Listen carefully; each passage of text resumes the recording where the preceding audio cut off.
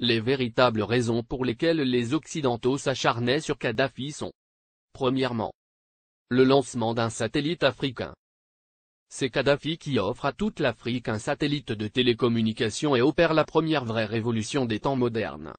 Ce satellite assure la couverture universelle du continent pour la téléphonie, la télévision, la radiodiffusion et de multiples autres applications telles que la télémédecine et l'enseignement à distance. Pour la première fois, une connexion à bas coût devient disponible sur tout le continent jusque dans les zones rurales grâce au système par pont radio WiMAX. Cette histoire démarre en 1992 lorsque 45 pays africains ont créé la société Rascom, pour disposer d'un satellite africain et faire chuter les coûts de communication sur le continent. Téléphoner de et vers l'Afrique était alors le tarif le plus cher au monde, parce qu'il y avait un impôt de 500 millions de dollars que l'Europe encaissait par an sur les conversations téléphoniques, même à l'intérieur du même pays africain pour le transit des voix, sur les satellites européens comme Intelsat. Un satellite africain coûtait juste 400 millions de dollars payables une seule fois et ne plus payer les 500 millions de locations par an. Quel banquier ne financerait pas un tel projet? Mais l'équation la plus difficile à résoudre était: comment l'esclave peut-il s'affranchir de l'exploitation servile de son maître, en sollicitant ce dernier pour y parvenir? Ainsi, la Banque mondiale, le FMI, les États-Unis et l'Union européenne, ont fait miroiter inutilement ces pays pendant 14 ans. C'est en 2006 que Kadhafi met fin au supplice de la mendicité aux prétendus bienfaiteurs occidentaux, pratiquant des prêts à taux usuraires. Le guide libyen a ainsi mis sur la table 300 millions de dollars, la Banque africaine de développement a mis 50 millions, la Banque ouest-africaine de développement 27 millions, et c'est ainsi que l'Afrique a depuis le 26 décembre 2007 le tout premier satellite de communication de son histoire. Dans la foulée, la Chine et la Russie s'y sont mises, cette fois en cédant leur technologie et ont permis le lancement de nouveaux satellites, sud-africains, nigérians, angolais, algériens et même un deuxième satellite africain est lancé en juillet 2010. Et on attend pour 2020, le tout premier satellite technologiquement 100% africain est construit sur le sol africain, notamment en Algérie. Ce satellite est prévu pour concurrencer les meilleurs du monde mais à un coût 10 fois inférieur. Un vrai défi. Voilà comment un simple geste symbolique de 300 petits millions peut changer la vie de tout un continent. La Libye de Kadhafi a fait perdre à l'Occident pas seulement 500 millions de dollars par an, mais les milliards de dettes et d'intérêts que cette même dette permettait de générer à l'infini et de façon exponentielle, contribuant ainsi à entretenir le système occulte pour dépouiller l'Afrique. Deuxièmement, l'institution d'un fonds monétaire africain entre autres. Les 32 milliards de dollars saisis par M. Obama appartiennent à la Banque centrale libyenne, et prévus pour la contribution libyenne à la finalisation de la Fédération africaine, à travers 3 projets phares. 1. La Banque africaine d'investissement à Sirte en Libye. 2.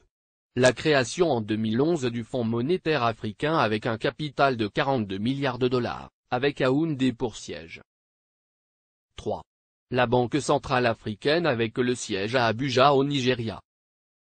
La première émission de la monnaie africaine signera la fin du franc CFA, grâce auquel Paris a les mains mises sur certains pays africains depuis 50 ans.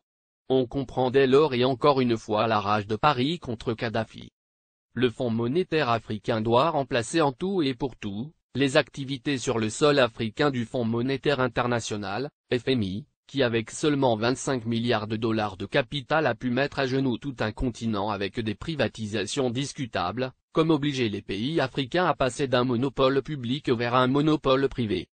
Ce sont les mêmes pays occidentaux qui ont frappé à la porte pour être aussi membres du Fonds monétaire africain, et c'est à l'unanimité que du 16 au 17 décembre 2010 à Yaoundé, que les Africains ont refusé cette convoitise, instituant que seuls les pays africains seront membres du Fonds monétaire africain. Il est donc évident qu'après la Libye, la coalition occidentale déclarera sa prochaine guerre à l'Algérie, car en plus de ressources énergétiques énormes, ce pays dispose d'une réserve monétaire de 150 milliards d'euros.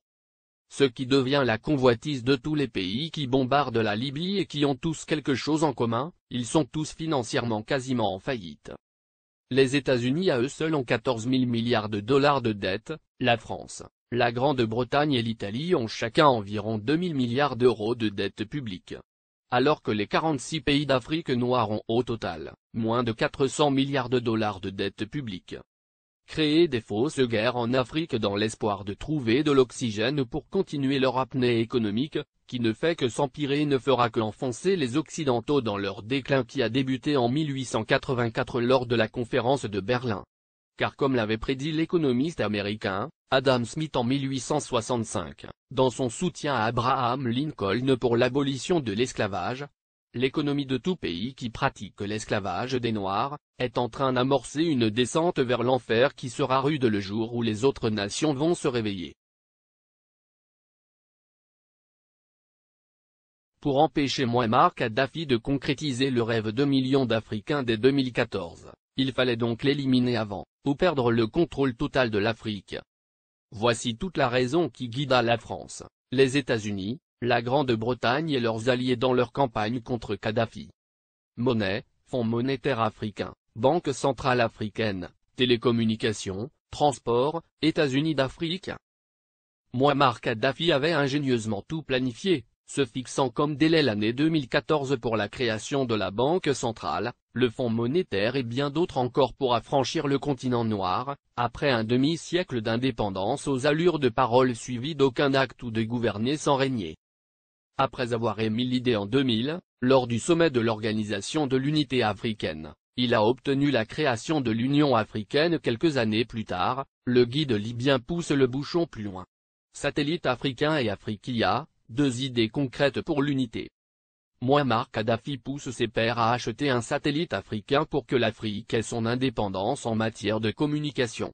Il préfinance cet achat avec plusieurs centaines de millions de dollars américains. Il sait dépenser sans compter. Ainsi, pour acheter le satellite africain, il a mis 300 millions de dollars sur la table, témoigne Moustapha Cissé, ancien ambassadeur du Sénégal en Libye, et ex-conseiller spécial de l'ex-président sénégalais Abdou Diouf, en charge du monde arabo-islamique. Le guide de la Jamaïria libyenne offrit ainsi Rascom CAF 1, le premier satellite de télécommunication entièrement dédié au continent africain et ses îles. Il a été mis en orbite le 20 décembre 2007. Cela a été le premier lancement de l'histoire pour tous les pays africains. Kadhafi lance également la compagnie de transport aérien, Afriquia Airways, qui assure la liaison entre les capitales africaines et régions du continent. La compagnie offrait 4 vols réguliers entre Tripoli et Dakar, Abidjan et Le Caire, et bien d'autres. Beaucoup de gens utilisaient la ligne Afriquia pour aller à Paris.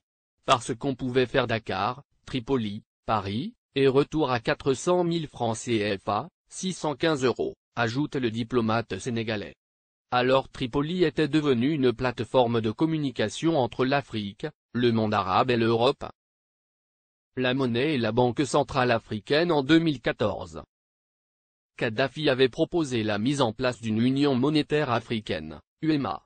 Il avait dégagé 30 milliards de dollars pour la création de l'UEMA qui devrait avoir Yaoundé au Cameroun pour siège.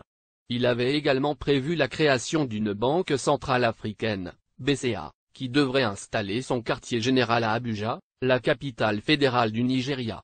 Il était question que cette banque africaine commence à émettre une monnaie africaine à partir de 2014. Ce qui ne plaît pas aux Occidentaux, parce que ça nous permettrait de nous passer du franc CFA, et des autres monnaies qui ne font que briser nos économies.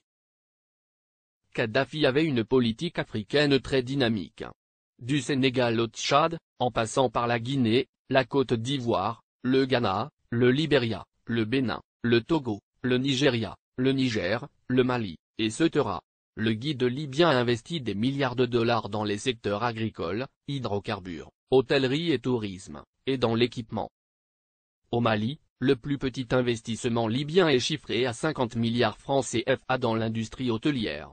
Ces investissements libyens dans l'hôtellerie sont estimés à plus de 50 milliards de francs CFA, a déclaré Oumar Balatouré, directeur général de l'Office malien du tourisme. Plusieurs autres centaines de milliards ont été investis dans le secteur agricole. Pour les Maliens, Kadhafi est un homme qui s'est engagé pour la cause africaine. Le Conseil national de transition, CNT, est considéré au Mali comme un organe rebelle soutenu par la communauté internationale. Dès le début de la révolte à Benghazi, et l'entrée de l'aviation étrangère, des associations musulmanes et des partis politiques avaient organisé à Bamako des manifestations de soutien à Kadhafi, dénonçant une invasion occidentale. Le guide libyen a, par ailleurs, dégagé plusieurs milliards de dollars pour la création de banques sahélo-sahariennes au Sénégal, Mali, Niger, Mauritanie, Tchad, et Ceuta, et le rachat de plusieurs compagnies occidentales en Afrique pour réduire leur emprise sur les économies du continent. C'est par exemple le cas de Mobil Oil, du groupe américain, ExxonMobil, qui est devenu Oil Libya dans la majeure partie de la sous-région ouest africaine. La Guinée-Conakry doit sa toute première chaîne de télévision à Mouammar Kadhafi. Il le lui a offert au nom du peuple libyen comme présent au peuple frère de la Guinée en 1979. Il a également équipé l'armée guinéenne, de l'armement lourd aux uniformes des soldats pendant plusieurs décennies. Sans compter un appui financier gigantesque. La vie des Libyens de l'ère Kadhafi. 1. La Libye était le dernier pays sur la liste des pays endettés, la dette était à 3,3% du PIB, en France, elle était à 85%, aux USA à 88,9%, au Japon à 225,8%. 2. L'électricité à usage domestique était gratuite. 3. L'eau à usage domestique était gratuite. 4. Le prix d'un litre d'essence était de 0,08 €. 5. Les banques libyennes accordaient des prêts sans intérêt. 6. Les citoyens n'avaient pas d'impôts à payer, et la TVA n'existait pas. 7. Chaque famille libyenne, sur présentation du livret de famille, recevait une aide de 300 € par mois. 8.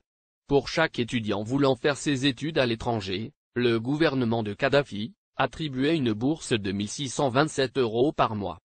L'ONU, la France et les USA ont bombardé la Libye pour défendre leurs intérêts, objectif principal, détruire la création des États-Unis d'Afrique.